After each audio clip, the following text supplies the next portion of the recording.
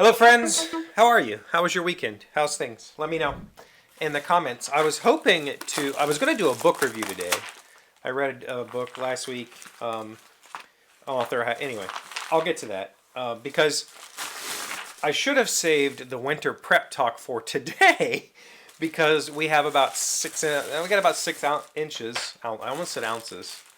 6 inches of snow last night. And there's still more coming. So hopefully on screen you're seeing something. I don't know whether I remember to put it up or not. Whatever. There's a bunch of snow here. And I didn't have a great weekend. I haven't been feeling quite right. I haven't been feeling sick. I just haven't been feeling right. I don't know if that makes any sense. So it was kind of a lazy weekend. My father-in-law brought a 32-foot ladder. We were going to attempt to fix the shingles on my roof, but we got snow Friday, and so there was no getting up on the roof on Saturday. And so he's like, I'm just going to leave the ladder. You can get to it when you get to it, and I don't need the ladder. And I said, okay. So he brought the ladder, left it with me. And while he was here, I got him to help me. I think you can see this just off camera. I had him help me get a 3/4 inch sheet of birch veneered plywood up on my bench and table saw so that I could break it down to start working on the kitchen island project. So I was hoping this week to do a little B-roll, talk about building this thing. I didn't film any of this because this was literally, these are just oversized pieces. They're all like, I don't know, at least a 1/2 inch oversized in all directions. I cut those with the circular saw, and then I'll break them. I'll take them to final dimensions on the table saw. And then I think it's all going to go together with pocket holes. I got a doweling jig for Christmas.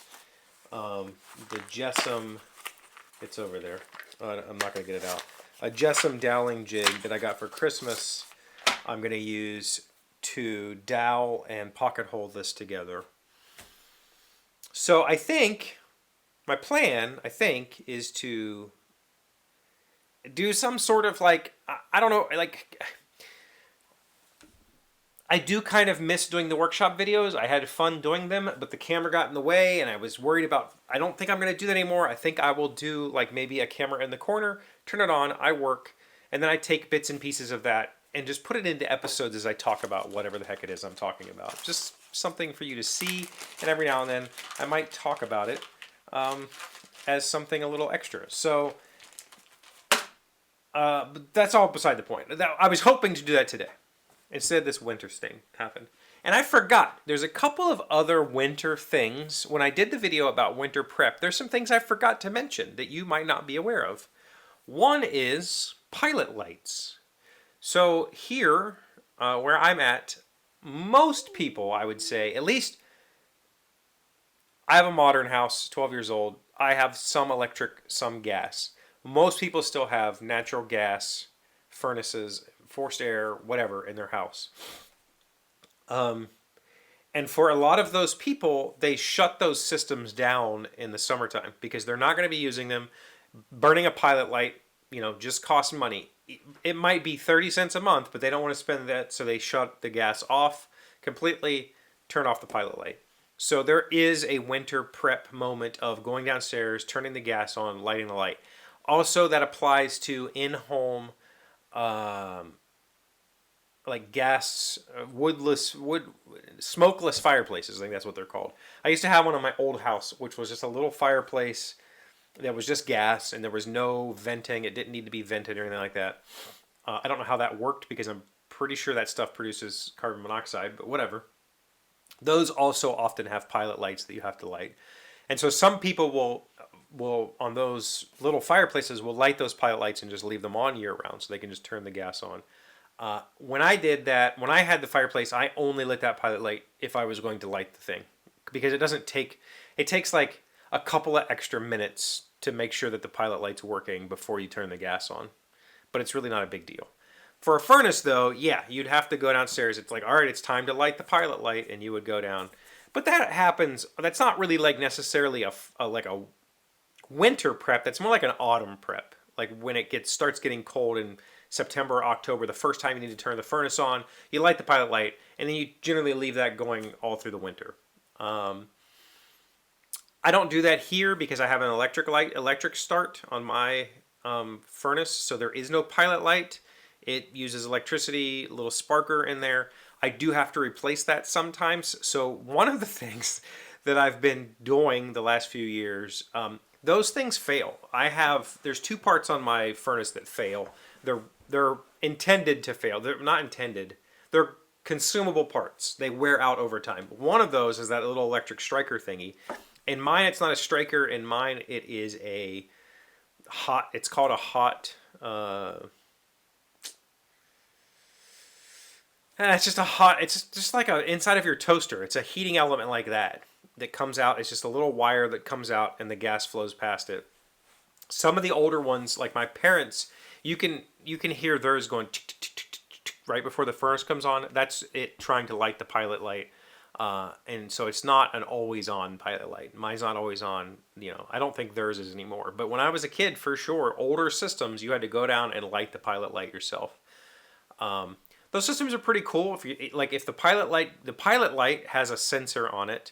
So if the pilot light goes out, it shuts the gas off. And if the furnace tries to kick on and there is no light, you have what's called a thermocouple. You have this basically a heat sensor, which is the other part of this that I have to replace from time to time is this heat sensor lets the furnace know that it's on. If the furnace kicks on, the gas kicks on, and it doesn't ignite, it shuts the system down immediately. So it knows that there's no flame, it shuts it off. So pilot lights, and then there was one other thing that somebody mentioned that I completely forgot about. Oh, nobody mentioned this. I saw it in a news article. Running faucets. Very common in older houses. In my house, I've never had a problem. Hopefully I never do. But in older houses for sure. In my old house, absolutely. My kitchen sink was an addition that was not insulated. They added just like a 3-foot bump, just like the depth of the counter onto my old kitchen. And the kitchen, the sink line ran underneath the floor up to that. And there was no insulation, no foundation, nothing. So my kitchen sink would freeze in the wintertime.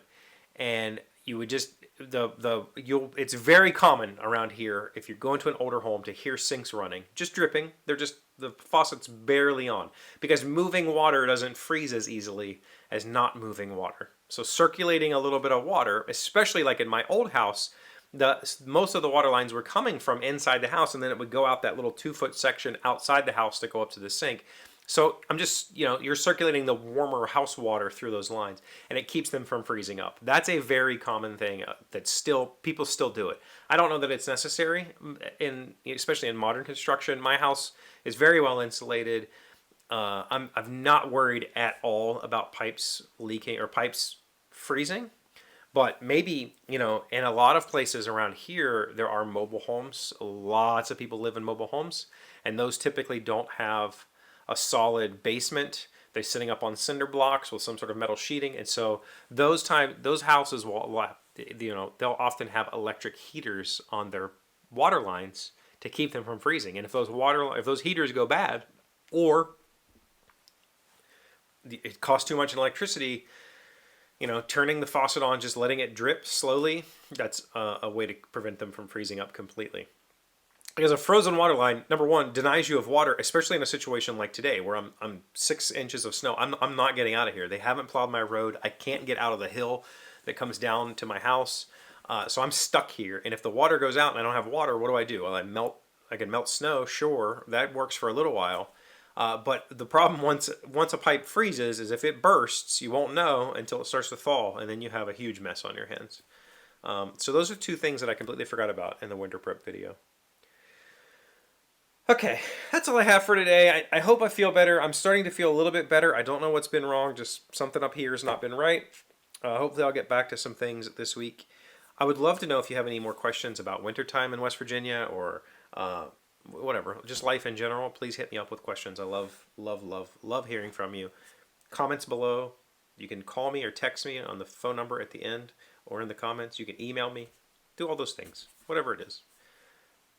Leave a voicemail. I haven't played a voicemail for a long time, so do that. Thank you for being here, Please like, please comment. If you're not subscribed, please do so. I'm trying to do something a little different this year after 9 years of doing this channel. Let's actually give it a shot. I appreciate you very much. I'll see you again tomorrow.